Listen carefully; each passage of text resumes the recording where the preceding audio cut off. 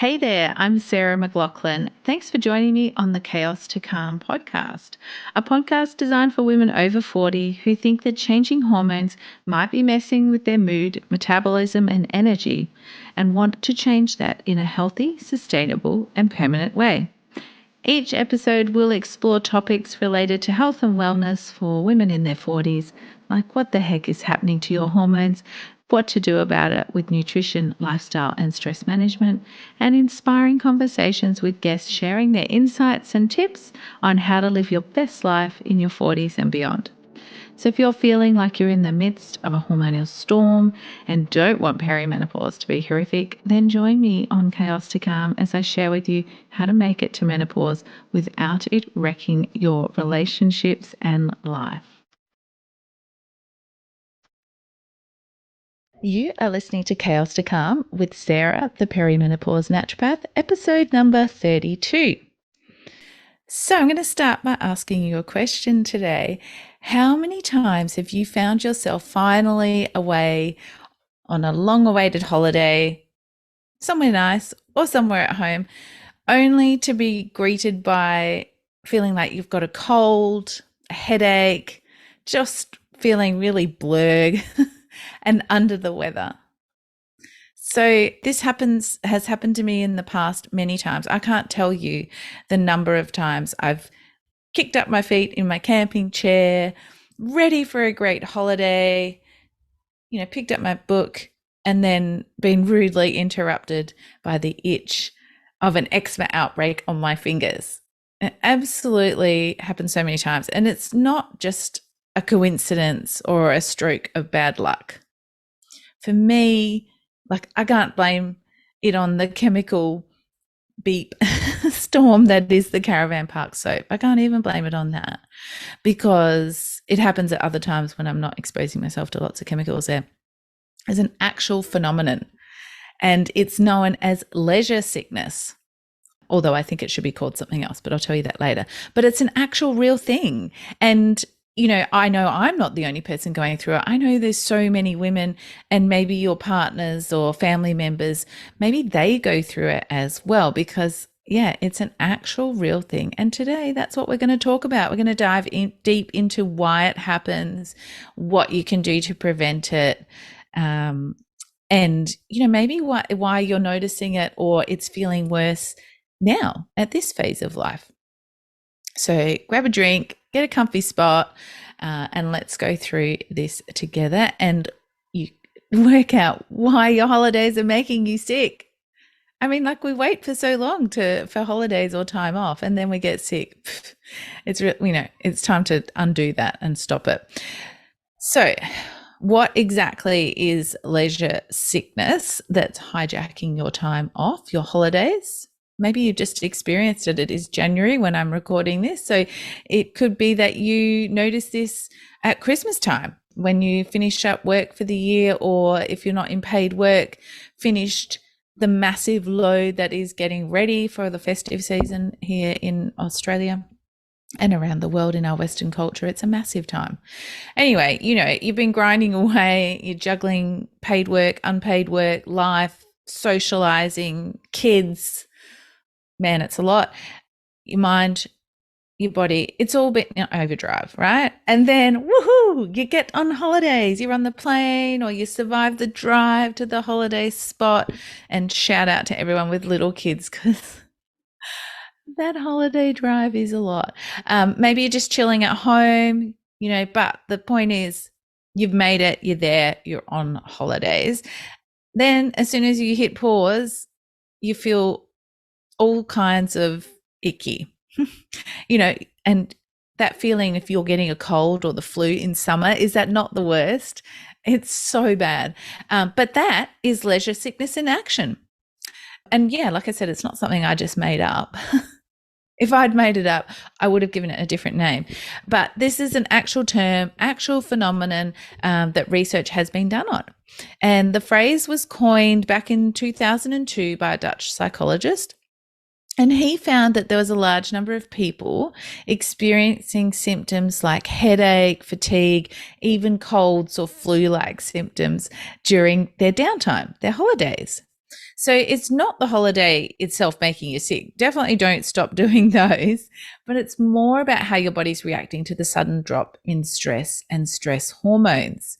And often for people, it might be things like, for me, eczema or those headaches and stuff like that. So those stress hormones impact your immune system and suppress your immune system specifically. That's what cortisol does. Because, you know, when you're really stressed, or if you're being chased by a saber-toothed tiger or whatever, your body doesn't have time for you to be sick. So cortisol suppresses your immune system.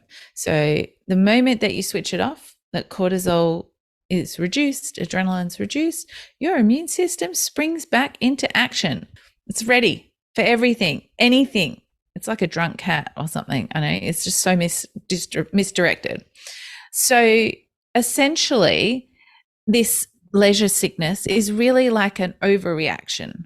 You might think of it as self-preservation. It's your body saying, actually, I need a bit of a break here. So I'm going to make you feel sick. So you lie down in your cave and be quiet. Now, I want to talk about one of the biggest blockers to our health, our happiness, our weight loss, and it's stress. So we know that the main factor in leisure sickness is stress and busyness. It's the real culprit. And that's why I think it should be called like stress sickness, not leisure sickness. It's not the leisure making you sick. It's the stress and the busyness that's doing that. So yeah, you know, your body's constantly producing cortisol when you're in the thick of work, life demands. And it is really important. We do need cortisol, and little bits of it are really necessary each and every day to get us up or to stop us having a hypoglycemic attack, any of those number of things. And along with adrenaline there as well, adrenaline giving us that jazz, that razz, that, you know, run away from the saber-toothed tiger. You know, so they keep you on your toes when the pressure's on. They help you get what you need to get done and not die. But the thing is, while it's useful in those small doses, like I said, the larger doses are not so beneficial for us. They do suppress your immune system, but also over time can lose that effect of suppressing your immune system, which can also contribute to that sort of drunk cat springing out effect that your immune system can have, especially when you're on holidays. So yeah, finally on holiday, cortisol levels drop. Bingo, you're feeling rubbish. Your immune system's kicking into high gear. You know, it's going a bit overboard, overreacting there, and you're feeling sick. So, and that, as I said, that drop in adrenaline is really a big hitter here too, because your body gets quite used to different levels and relying on adrenaline. And it also can change your neurotransmitter, those brain chemicals that help with your mood and how you're feeling. So yeah, you've been razzed up on adrenaline for so long, take that away and you can feel really flat and it's hard to get out of bed, really lethargic. So I wonder for you, do you notice a pattern of feeling unwell when you're on holidays or in your downtime? I'd love to hear your experiences. And if you think that leisure sickness is part of the problem there for you as well. So let's talk about how you recognize that leisure sickness. And so some of the things that you might feel are headaches, muscle pains, that fatigue, lethargy.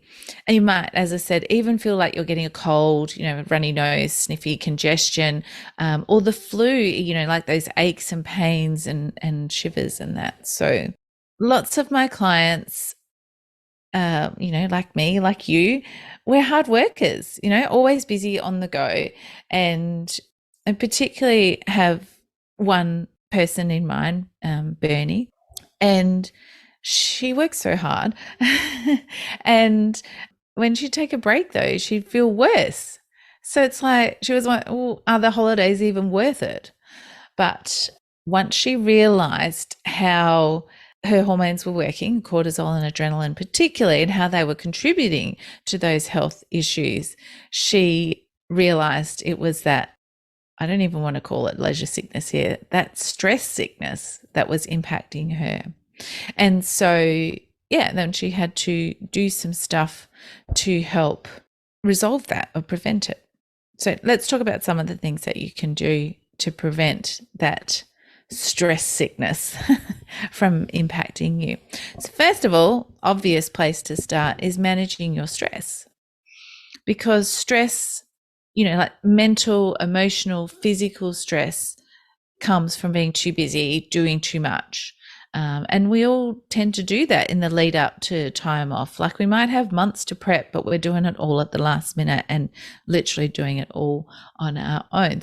So that's where I would start. And ideally, this was applied to your life in general, not just in this situation. But if we're talking about specifically about holiday illnesses or getting ill when you're away, we want to focus on supporting your body, reducing that stress for a few weeks before the break, at least, So that could be starting to think about what you need to do, at work, or what do you need to do to be ready for the holiday? Who's going to do those tasks?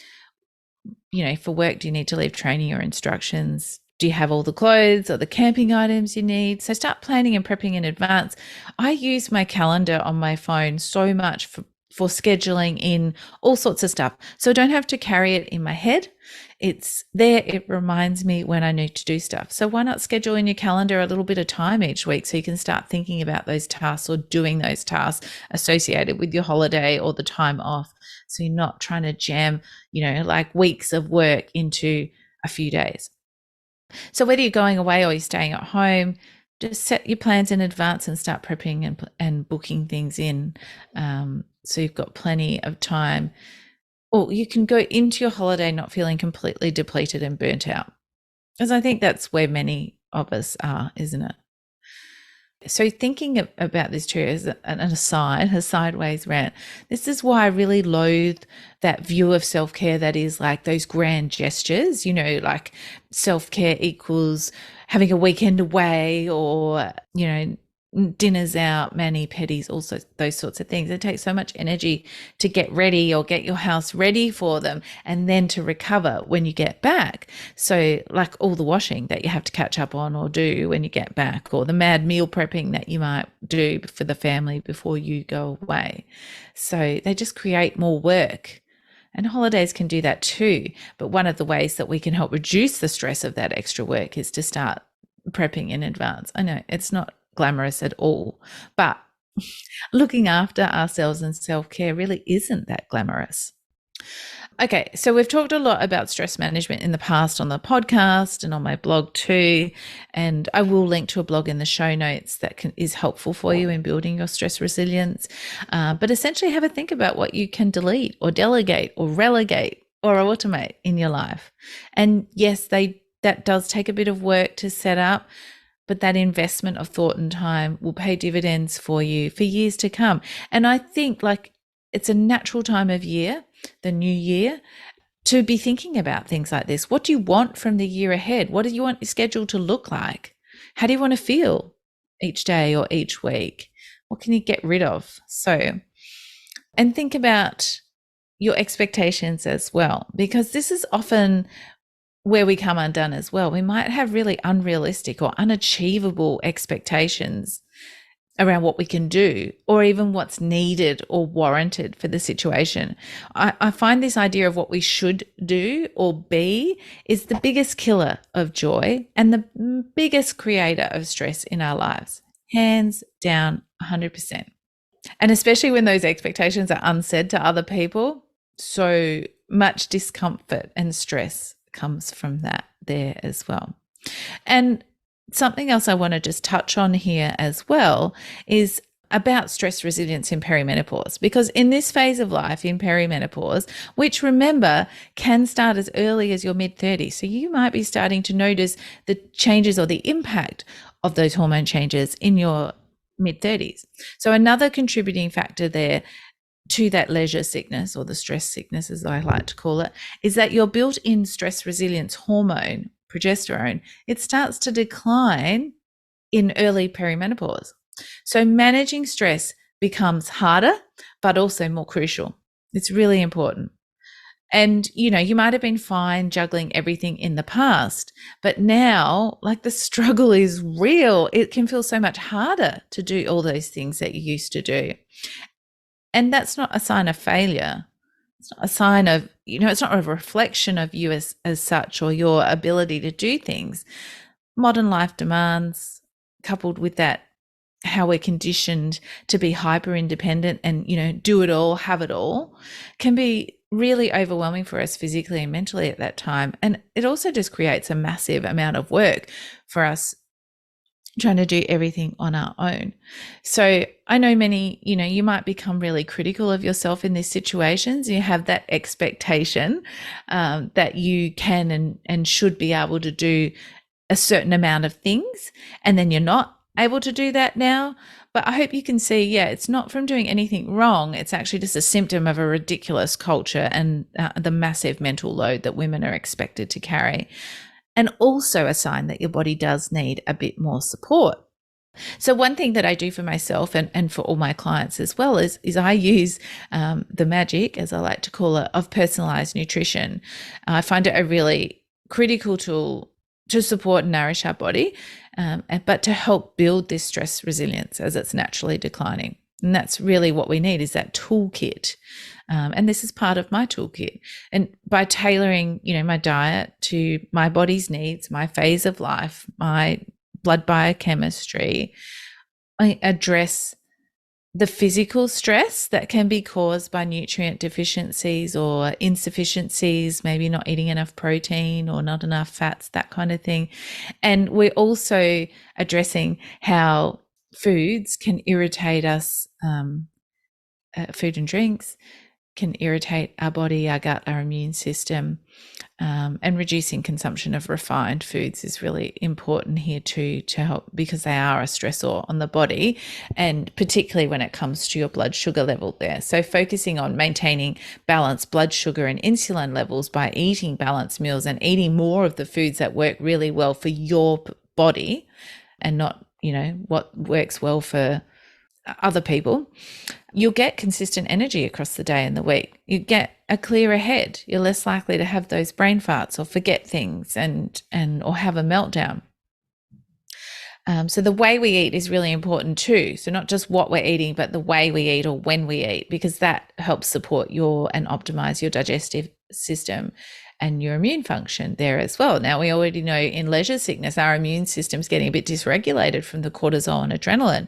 So we really want to help optimize or modulate your immune system so it isn't overreacting or underreacting.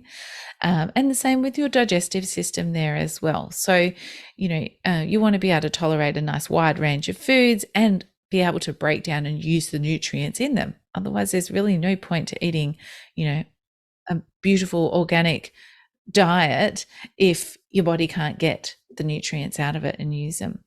And if the foods that you're eating are triggering your immune system and causing more stress in your body, well, again, and, it can be, I'm not just talking about refined foods here. That can be for some people, protein-rich foods or vegetables or fruit. They may be irritating you or subtly irritating and impacting your body and your immune system without you sort of realizing.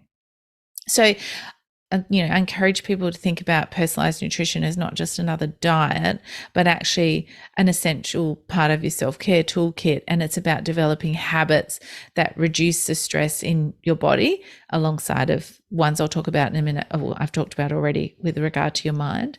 And from my experience, people who embrace your nutrition and thinking about the way that you eat, how you eat, when you eat, really find a boost to their stress resilience. They just have more capacity in their body and their mind.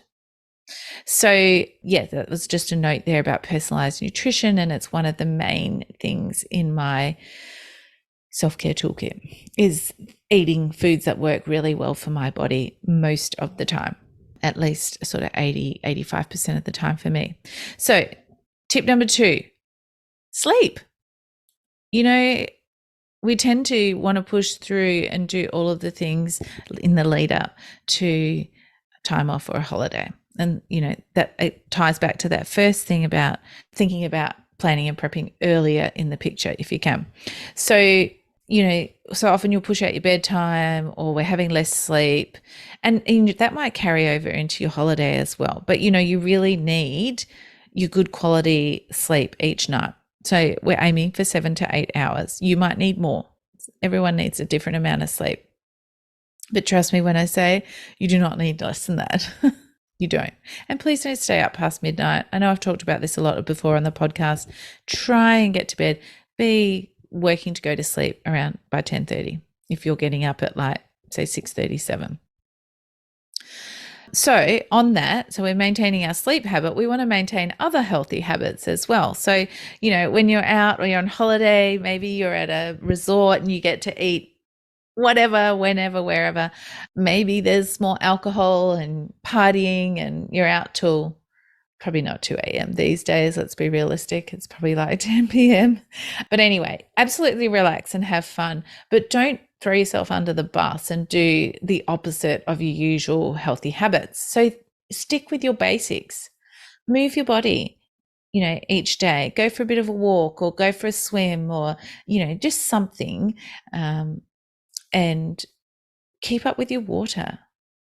At least, like try and smash out half a litre when you get up in the morning and keep drinking that adequate filtered water across the day. And it's probably more than you think. So remember, it's 35 mils or an ounce for anyone listening in America per kilo of body weight per day. So 35 mils per kilo of body weight per day, or an ounce per pound of body weight. So water, drink more. And don't abandon veggies or fruit. So if you're going to have that burger or you're eating, some kind of other meal, that's fine. But make sure you've got some veggies on the side and have some veggies with most of your meals. Don't over caffeinate. I know we can want to go out and do lots of coffee dates during holidays, but please keep your usual guidelines in check. 1 a day is good, 2 max. And I suggest not after lunch or not after like 1 p.m. because it'll keep you up at night. Maybe switch to a herbal tea, and especially in the lead up to going away when you might be busier and more stressed, definitely harness those herbs and relaxing tea blends that you can buy everywhere these days. Have some quiet time sitting without a device. Do some daydreaming, let your brain wander. No thinking about your to-do list either. If this is before you go away, just do some deep breathing. Maybe you do a meditation. You've got an app that Insight Timer or Buddhify I really like. Turn on one of those and just give your brain some quiet time. Really important in the lead up to going away when you might be busy. So speaking about herbs and supplements, in the lead up to going away, you might like to supplement with magnesium or B vitamins. It can be really useful for helping to relax your body and mind and also give you the energy. B vitamins are used for making energy in your body. There's lots of herbs that help build your stress resilience. They help your nervous system adapt to the level of busy, and they are called, unsurprisingly, adaptogens. So there are some that have a wide safety profile, so they're quite safe to use. Withania, you might see that as ashwagandha, chamomile, motherwort, lemon balm, gotu kola, holy basil, and green oats or oat flower, and skullcap. So they're all really safe to use, really useful to help your body adjust to stress. But please do check in with a naturopath or a herbalist before you start taking things. Herbs aren't like pharmaceuticals anyway, so you don't just take a certain one for a certain issue. They're multitaskers, and they do have like a personality or a person picture that they're suited to. So it's really best to get a personalized blend or stick with the pre-blended herbal teas, the ones that say that maybe it's stress related or sleep related. And don't forget that medications can interact with herbs. So if you are taking any over-the-counter or prescribed medications, please do check with a herbalist or naturopath first, because we don't want that impacting your medications and your health. Okay, lastly, when it comes to actually being on holiday, make sure you transition from busy mode to relaxation. People who fell sick in the studies on leisure sickness over the ones that fell sick over the holidays, they were more likely to report they struggled with being not busy. So it is hard to adjust. If you've been super busy and then you're not, you can be like, it can feel unsafe for our brain, and we can start to just want to do all the things. So don't throw yourself straight into a packed schedule with like multiple activities on every day while you're on holidays. Give yourself some time to unwind and sleep some more and have some naps and sit and sip your morning coffee and put your feet up there as well. So what are your go-to methods? How do you unwind before your holidays or on your holidays? I'd love to hear how you prep or how you really get deep into relaxation and holiday mode, because actually there is an art to it for sure, and it can be really difficult there as well. All right, so that's all for our journey through leisure sickness today. I hope you have a better understanding of why it happens and what to do to help prevent it. Just a quick recap of what we've talked about. So leisure sickness, or stress sickness, as I like to call it, is that feeling of being unwell or actually being unwell as soon as you go on holidays. It's an actual recognized and researched thing. It's often rooted in how your bodies react to that sudden drop in the stress hormones like cortisol and adrenaline, which is made worse by the natural hormone changes of perimenopause when our inbuilt stress resilience hormone of progesterone starts to decline. So things that are really helpful are managing your stress, easing into the holidays, prioritizing your sleep, maintaining your healthy habits while you're on holidays. Use your herbs and supplements wisely, and start prepping early so you can move smoothly into that time off. They're the key strategies to prevent it, in my opinion. And don't forget the power of what you eat most of the time, and using those principles around food to help your body adapt to the natural changes in your hormones in perimenopause, so it has less impact on your metabolism, your mood, your energy, and how you feel in the lead up to holidays and going on holidays. If you would like some guidance or you want to dive deeper into what's underlying how you're feeling, please do feel free to book a clarity call with me. They're free.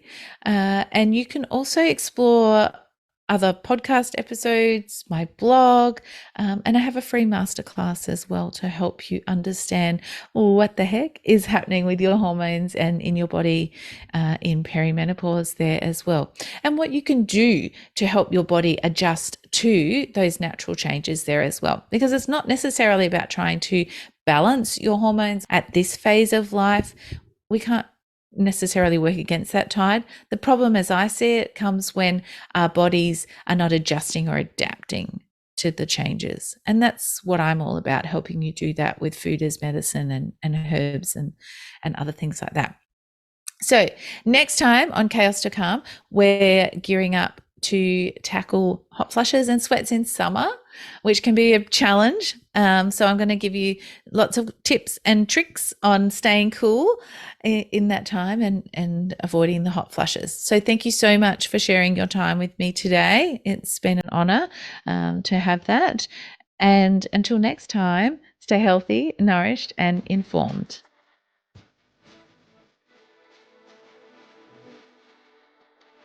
It's really common for women over 40 to experience the chaos of changing hormones, mood, metabolism, and energy. But I hope you know now that common doesn't have to equal normal for you or them. You can help others understand they aren't alone in feeling this way, and that perimenopause doesn't have to be horrific, by subscribing, leaving a review, and sharing this podcast with other women in their 40s and beyond. Thanks so much for listening and sharing your time with me today in this Chaos to Calm conversation.